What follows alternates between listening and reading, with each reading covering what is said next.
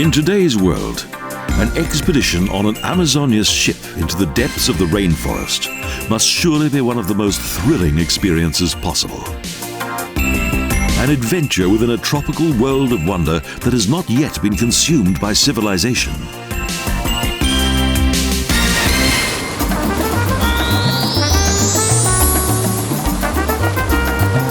Manaus, the capital of the Brazilian federal state of Amazonas, lies on the banks of the Rio Negro and is surrounded by impenetrable rainforest.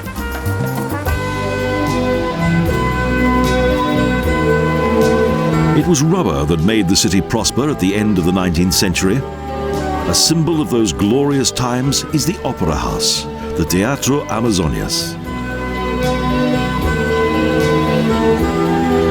The most famous singers of the day once sang here, and lamps made of Murano glass and fine iron stairways indicate the former wealth of the rubber barons. Manaus had electric street lighting even before London, and an electric tram before both Brussels and Boston. At that time, it was the most prosperous city in South America.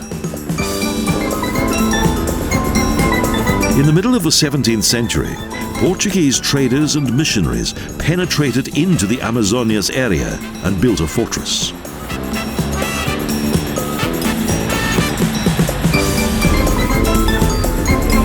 From here, explorers ventured further into the wilderness by boat.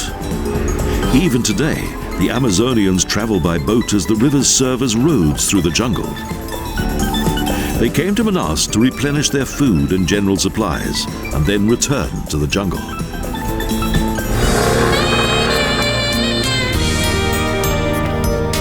The market is located close to the harbor, where fresh, appetizing tropical fruit and exotic vegetables are offered for sale.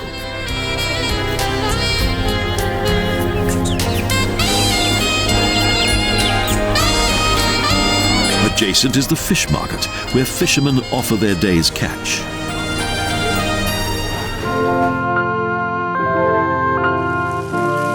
In the NPA Public Institute, the wildlife and plants of this region are analyzed, part of the country's conservation program.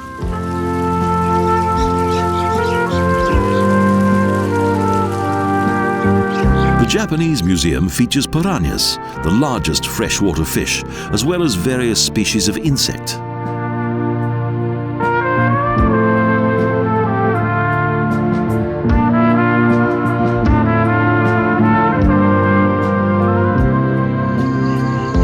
On the edge of the city, within a military jungle camp, a small zoo was established in which more than 300 animals are a popular attraction with the young.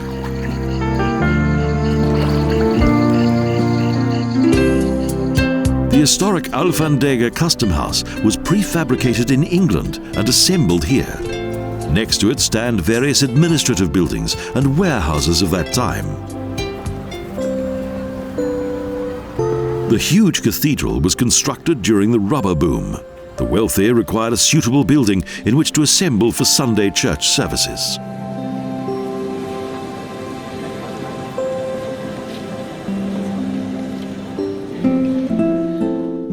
The citizens knew how to enjoy life, and those who couldn't afford a magnificent residence lived in the smart houses of the old town that have since been colourfully renovated. Up until the time when the demand for natural rubber came to an end, the city's inhabitants lived a prosperous life. The Palacio Rio Negro is one of the most well-preserved villas. In 1913, an eccentric German rubber baron had it built. The stairway in the hall is reminiscent of that found in a palace. Later, the regional government resided here. And today, the villa is used as a cultural center. Manaus also has a beach on the river where at weekends it's extremely popular with bathers. It's difficult to believe that this place is surrounded by jungle. At the edge of the city, on the banks of the Rio Negro, is the huge Hotel Tropical. in front of which the Amazon clipper is moored.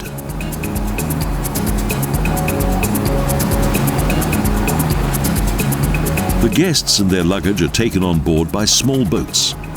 The captain awaits them and gives his new passengers a warm welcome.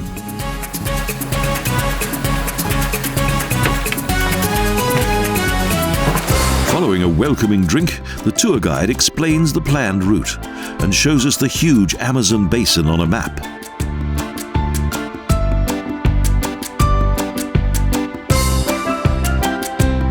A journey of several days is about to begin, upstream on the Rio Negro, one of the region's main rivers, and into the vast jungle beyond. A journey that leads us into the exciting world of Amazonia. The Amazon clipper is modern and comfortable, with large cabins and 3 spacious decks.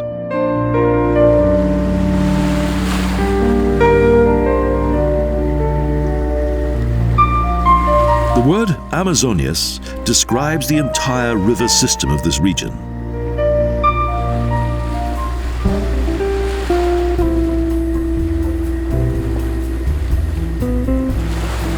A self-contained system of more than 1,100 inlets supply the Amazon. The Spanish and Portuguese word for Amazonias, as well as water from the surrounding mountains. Numerous watercourses, jungles and climatic zones form this region. From the Andes of Peru to as far as the Brazilian Delta, where the river flows into the Atlantic Ocean. All these thoughts, plus fascinating cloud formations, accompany us on our first evening.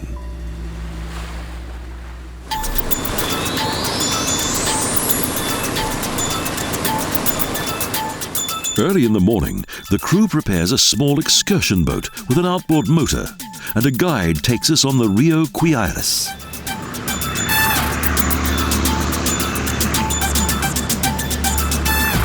Our first excursion into the wilderness. Excitement and tension fill the air.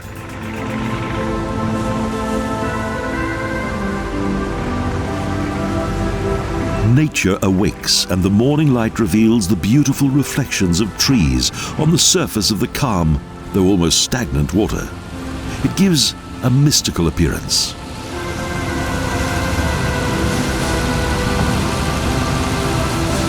Each year, the Amazon supplies almost 1/5 of the entire amount of fresh water that flows into the oceans.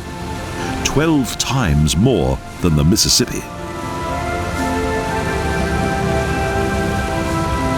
Our guide steers the small boat through the almost impenetrable branches of treetops above the flooded river islands.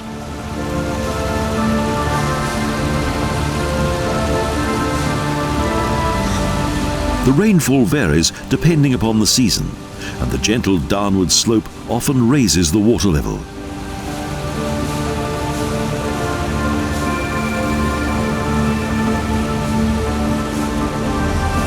The water level in Manaus at the end of the rainy season in March is 15 meters higher than that at the end of the dry season in October.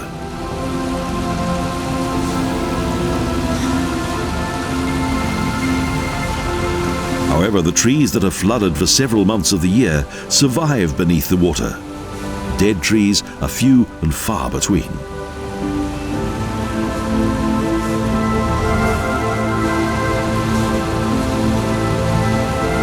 After around 2 hours, we return to the ship.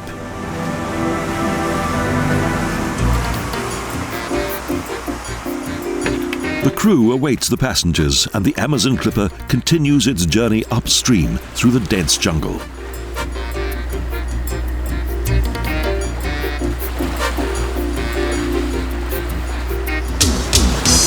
But not very far.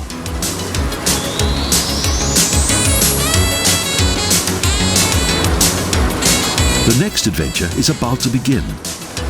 By boat, we visit a small island.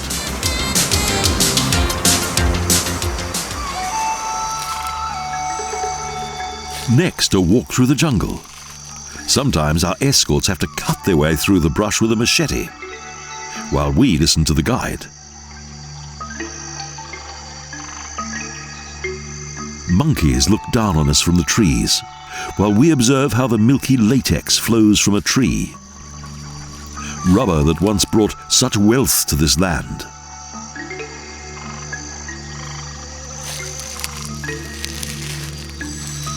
This is the world's most varied ecosystem, and it provides a habitat for millions of plants. And many still unknown animal species. We're shown how palm leaves are braided and how the Indians hunt with a blow tube.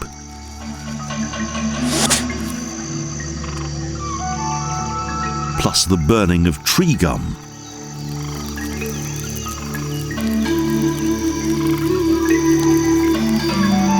Then follows a demonstration of the hardness of a fallen tree trunk. It's as hard as stone. After several theoretical as well as practical experiences that focus on the tropical rainforest, we return to our floating jungle hotel.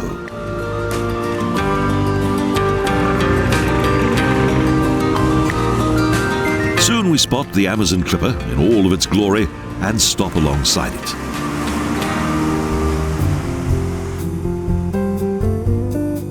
On board, an abundant meal awaits us.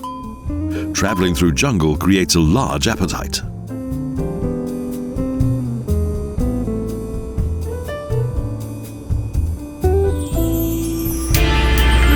The journey upstream continues. From the pontoon bridge where the pilot stands, the view is quite different. He selects a suitable route. Frequently, ships run aground here due to inexperienced navigators who take shortcuts across the flooded areas that are dangerous even for flat-bottomed ships.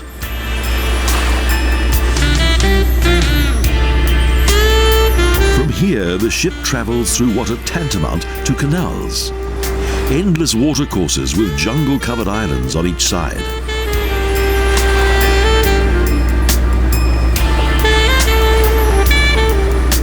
Only from above is the tangled labyrinth of the many watercourses between the small islands recognizable.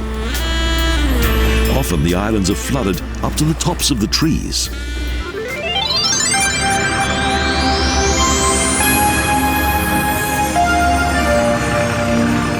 We've reached the Anavilhanas archipelago, the largest freshwater archipelago on Earth. A huge complex of 350 islands amid the Rio Negro, about 80 kilometers west of Manaus.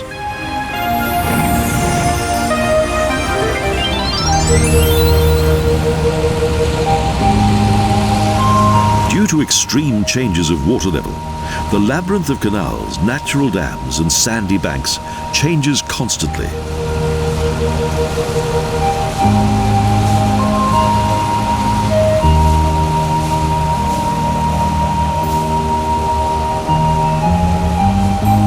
The archipelago has existed since the last ice age. Then the water level of the entire Amazon basin sank, and sediment created the islands.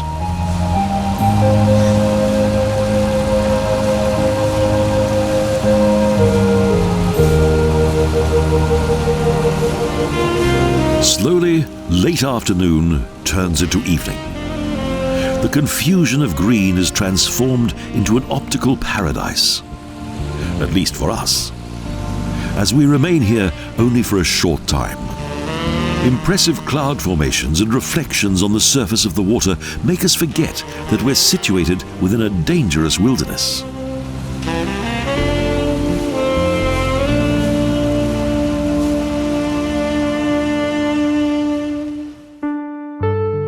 The next morning begins with an overwhelming view of nature. Early risers experience dawn on the upper deck. An enchanting fairy tale world awakes.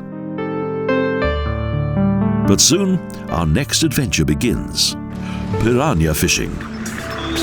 Boarding the small boat has become part of our daily routine and is great fun.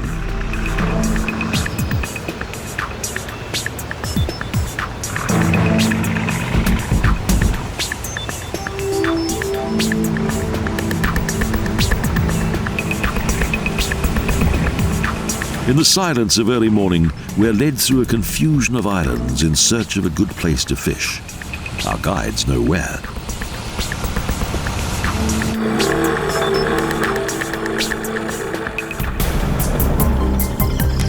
The fishing lines are prepared and the hooks supplied with small pieces of meat. Next, our guide explains what we must do.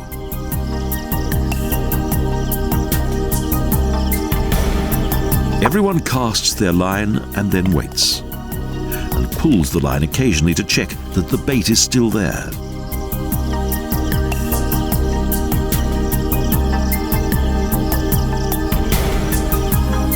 We're attempting to catch piranhas, a 30-centimetre long predatory fish with razor-sharp teeth. But we're not having much luck.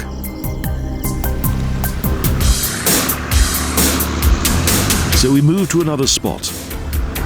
Again, the guides and the boatmen try to find a suitable place. It should be in the shadows and must be silent. This time we're more successful. Everyone tries hard to catch a fish, and soon each passenger has caught one or more piranhas.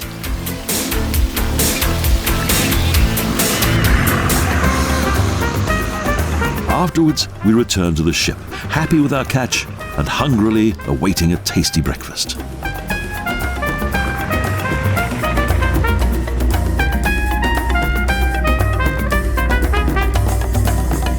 The next leg of our journey is a reminder of the first Europeans, the Spaniards and the Portuguese, who in 1638 took possession of the land that lies upstream from here.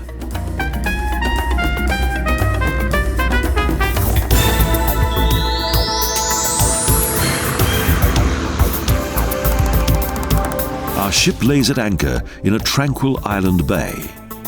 A small boat takes us to the steep slopes that we must climb.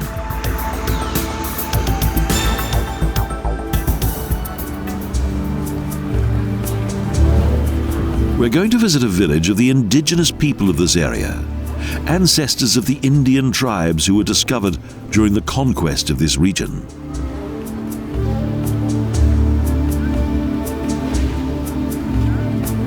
The government assists these people to maintain their habitat that they have gradually adapted to modern times, with new wooden huts and also an electricity supply.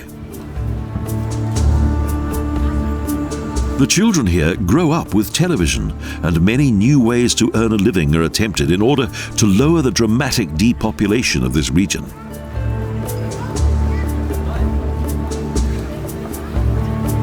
The school is yet another of the new achievements of this small village set amid the hostile jungle. The Indians live in harmony with nature, yet are proud of the village school.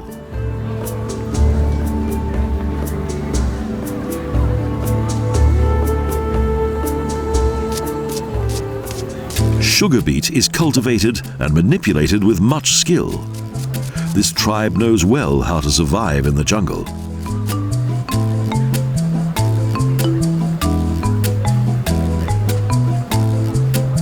At the end of an informative walk around the village, the women offer us handmade souvenirs, objects from another world.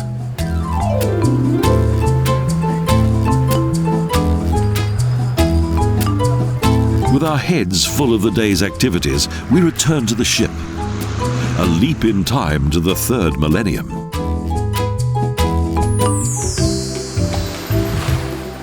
Next, a bright, sunlit island with a white sandy beach, one that would be the envy of any international holiday resort.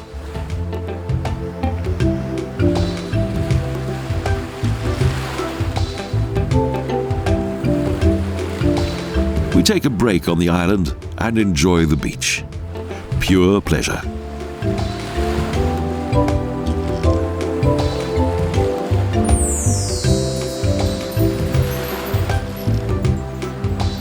After working hard, the crew enjoy it too.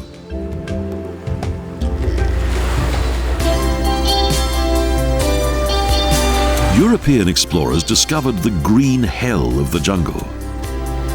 The French Condamine drew maps of the region in 1743.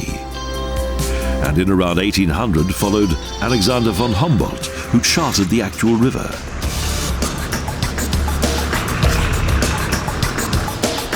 We've now reached the Rio Areal, one of the many tributaries of the Amazon system. Again, we travel in the small boat.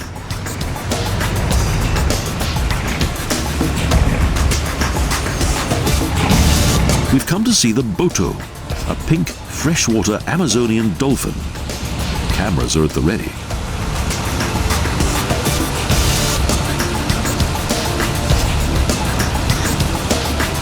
But alas, we wait in vain.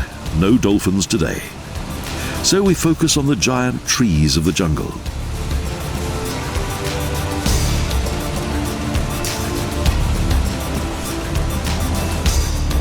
Due to the cutting down of the rainforest, man is destroying a unique habitat.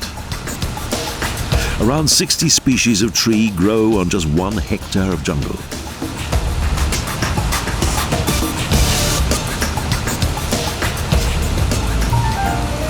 The natural, peaceful landscape obscures the destruction elsewhere in the rainforest as the boat travels across the water.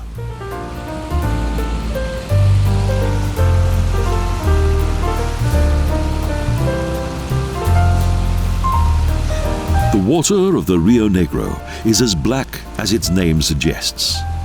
Its color is derived from the turf and humus particles that the river takes with it from the marshland. We occasionally spot groups of monkeys that playfully jump around the trees along the banks. Then we pass the circular wooden towers of a jungle hotel.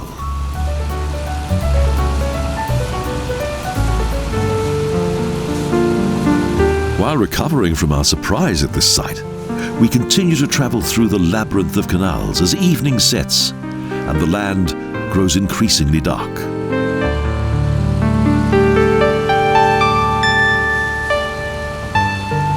Another night on board ship, amid several islands.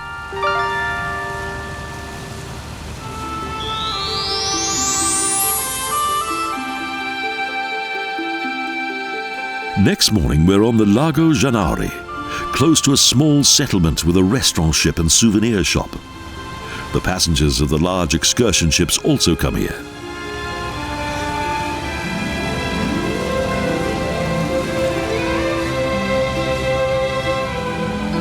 The whitewater floods here during the high water season and provides the Amazon with nutrients that promote the growth of water lilies along with their huge blossoms and leaves.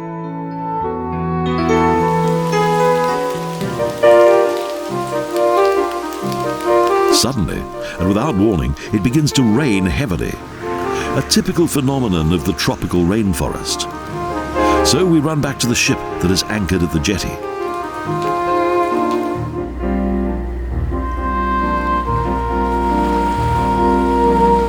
Now the last part of our river journey, as the sun attempts to break through the clouds. Back to Manaus and to civilization.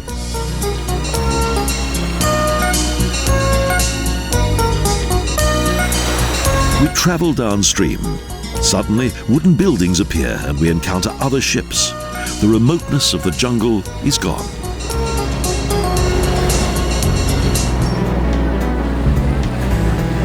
We pass by Manaus downstream, and there's yet another surprise to come, a natural wonder, we are told.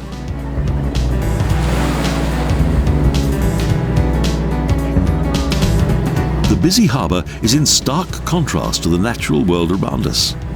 And the surprise?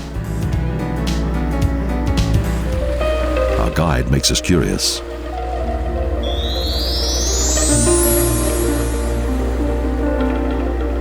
Encuentro das Aguas, the convergence of the black waters of the Rio Negro with the cream-coloured waters of the Rio Solimões.